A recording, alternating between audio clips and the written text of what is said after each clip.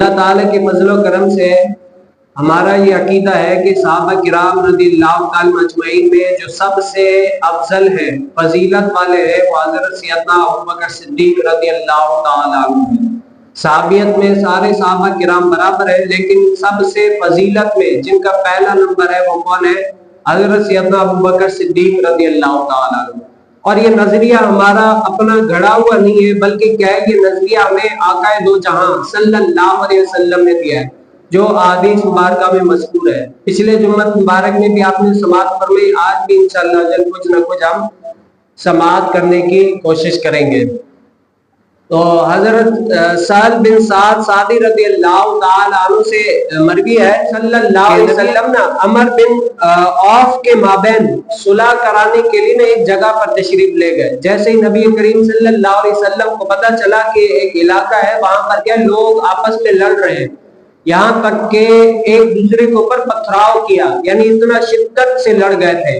تو جیسے آقا کریم صلی اللہ علیہ وسلم کو پتہ چلا لڑ رہے، تو حضور علیہ السلام نے ظہر کی نماز پڑھی۔ اس کے بعد حضور علیہ السلام کچھ صحابہ کرام کے ساتھ اس قبیلے کی طرف چلے گئے صلح کرانے کے لیے۔ یہاں سے پتہ چلا صلح کرانا یہ نبی کریم صلی اللہ علیہ وسلم کی سنت مبارکہ ہے، اور جھگڑے کو بڑھانا یہ منافقین کا کام ہے۔ تو نبی کریم صلی اللہ علیہ وسلم ان دو گروہ میں صلح کرانے کے لیے جانے والے تھے۔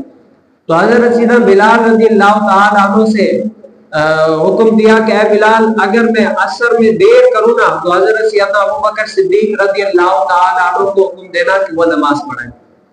اب یہاں سے پتہ چلا کہ حضور علیہ السلام کی ظاہری حیات میں جو مصلی رسول پر کھڑے ہوتے ہیں نا، اور بھی بہت سارے صحابہ کرام تھے، حضور علیہ السلام ان کا بھی حکم دے سکتے تھے، لیکن حضور علیہ السلام اعلی ذات سے یہی فرمانا چاہ رہے ہیں کہ میرے بعد تمام صحابہ کرام رضی اللہ تعالیٰ اجمعین میں جو افضلیت والا ہے، فضیلت والا ہے، وہ کون ہے؟ حضرت سیدنا ابوبکر صدیق رضی اللہ تعالیٰ عنہ۔ فرمایا کہ اے بلال، ابوبکر کو حکم دینا کہ وہ نماز پڑھیں۔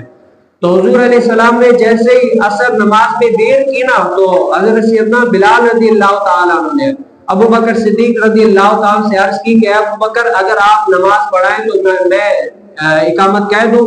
تو ابوبکر صدیق رضی اللہ تعالیٰ عنہ نے حکم دیا کہ ہاں میں پڑھا لوں گا۔ تو جیسے حضرت سیدنا بلال رضی اللہ تعالیٰ عنہ نے اقامت کہی تو ابوبکر صدیق رضی اللہ تعالیٰ عنہ مصلی رسول پر کھڑے ہوئے اور کھڑے ہو کر کہے نماز پڑھانا شروع کی۔ جیسے ہی نماز پڑھا رہے تو پیچھے سے نبی کریم صلی اللہ علیہ وسلم آ گئے اور حضور علیہ السلام صفوں کو چیرتے ہوئے یہاں تک کہ پہلی صف میں پہنچ گئے۔ اب صحابہ کرام نے دیکھا کہ حضور علیہ السلام آ گئے، مصلی رسول پر ابوبکر صدیق کھڑے ہوئے، تو صحابہ کرام نے اپنی ہتھیلیوں پر یعنی تالیاں بجانا شروع کر دی۔ اب محدثین کہتے ہیں کہ تالی ہے کہ پچھلے ہاتھ پر یوں ابوبکر صدیق متوجہ ہو، اور حضرت سیدنا ابوبکر صدیق رضی اللہ تعالیٰ جب نماز پڑھاتے تو دائیں بائیں نہیں دیکھتے، بالکل متوجہ ہو کر خشوع و خضوع کے ساتھ نماز پڑھا بھی کرتے تھے، پڑھایا بھی کرتے تھے۔ تو جیسے ہی زور سے تالیاں بجنے صدیق رضی اللہ تعالیٰ عنہ متوجہ ہوئے، دیکھا کہ حضور علیہ السلام پیچھے سے آ گئے، تو حضور علیہ السلام کیا ہے پیچھے آنے لگے، پیچھے ہونے لگے۔ تو حضور علیہ السلام کہ کیا ہے وہ ابوبکر صدیق رضی اللہ تعالیٰ عنہ پیچھے ہونے لگے۔ تو حضور علیہ السلام نے ابوبکر صدیق رضی اللہ تعالیٰ عنہ کو اشارہ کیا کہ ابوبکر صدیق وہیں پر رہ کر نماز پڑھانا شروع کرو، میں پیچھے نماز پڑھتا ہوں۔ تو یہ عشق کا مقام ہے، کیا ہے یہ عشق تھا، محبت تھی حضور علیہ السلام سے بے پناہ۔ لیکن ابوبکر صدیق رضی اللہ تعالیٰ عنہ مصلی رسول سے پیچھے ہوتے گئے یہاں تک کہ صف میں کھڑے ہو گئے، اور حضور علیہ السلام صف سے کیا ہے مصلی رسول پر کھڑے ہو گئے۔ اب جیسے ہی حضور علیہ السلام آگے ہوئے، نماز مکمل کی، پڑھائی، تو حضور علیہ السلام نے حضرت سیدنا ابوبکر صدیق رضی اللہ تعالیٰ عنہ کو فرمایا کہ ابوبکر، میں نے کہا تھا کہ تم پیچھے نہیں آنا، کیا ہے نماز پڑھا دینا، تو تم پیچھے کیوں آئے؟ تو ابوبکر صدیق رضی اللہ تعالیٰ عنہ نے کیا عشق والا جملہ ارشاد فرمایا کہ یا رسول اللہ، ابو قحافہ کے بیٹے کی کیا مجال کہ وہ اللہ کے نبی کے سامنے کھڑے ہو کر نماز پڑھائے؟ کیا ہے ابو قحافہ کے بیٹے کی کیا مجال کہ یا رسول اللہ آپ کے ہوتے ہوئے میں نماز پڑھاؤں؟ یہ عشق کا مقام ہے، محبت تھی حضور علیہ السلام سے۔ اور پھر حضور علیہ السلام نے صحابہ دیگر صحابہ کی طرف متوجہ ہوئے اور فرمایا کہ اے صحابہ کرام، نماز میں تالیاں بجانا یہ عورتوں کی طرح ہے، یہ عورتوں کی مثل ہے، تو نماز میں تالیاں نہ بجاؤ۔ اگرچہ کوئی اور مسئلہ نماز میں ہو جائے نا تو تم کیا کرو کہ نماز میں تالیاں بجانے کی بجائے کیا سبحان اللہ کہا کرو، سبحان اللہ کہو، اللہ اکبر کہو، الحمدللہ کہو، یہ کہو تاکہ امام صاحب کیا ہو جائے، متوجہ ہو جائے۔ یعنی یہاں پر حضور علیہ السلام یہ بتانا چاہ رہے ہیں کہ اگر کوئی امام کو متوجہ کرانا مقصود ہو، یا تو امام صاحب کی کوئی غلطی ہو کسی وجہ سے قرات میں، یا الغرض کسی اور وجہ سے امام صاحب کی توجہ طلب کرنا مطلوب ہو، تو یہ نہیں ہے کہ تالیاں نہیں بجاؤ، بلکہ کیا ہے سبحان اللہ، الحمدللہ، اللہ اکبر کہو، تاکہ امام صاحب کو جو تم یاد دلانا چاہ رہے ہو اگر وہ رکعت میں بھولے یا قرات میں بھولے، تاکہ وہ اس وجہ سے وہ یاد آ جائے اور وہ اپنی کیا ہے جو تم کرانا چاہ رہے ہو وہ ہو جائے۔ اور تالیاں بجانا یہ عورتوں کی مثل ہے، تو تم کیا ہے عورتوں کی مثل تالیاں نہ بجاؤ، بلکہ کیا کرو یہ طریقہ اپناؤ اور اس طریقے سے کیا ہے تم کر لو۔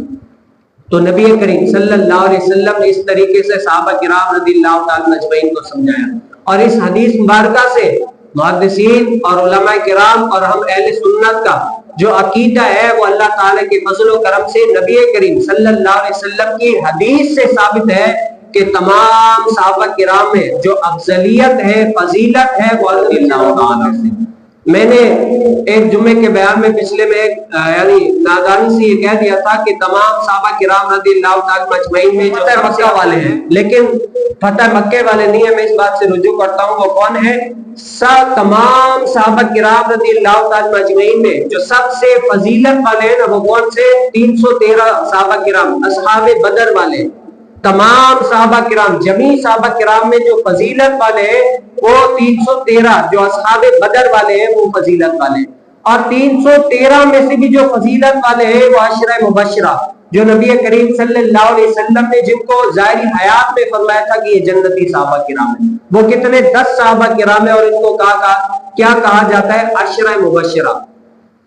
اور ان عشرہ مبشرہ میں جو فضیلت والے ہیں وہ خلفائے راشدین ہیں، اور ان خلفائے راشدین میں جو فضیلت والے ہیں وہ کہنا ہے سب سے پہلے حضرت سیدنا ابوبکر صدیق رضی اللہ تعالی، پھر حضرت سیدنا عمر فاروق رضی اللہ تعالی، پھر حضرت سیدنا عثمان غنی رضی اللہ تعالی، اور پھر حضرت سیدنا مولا علی رضی اللہ تعالی۔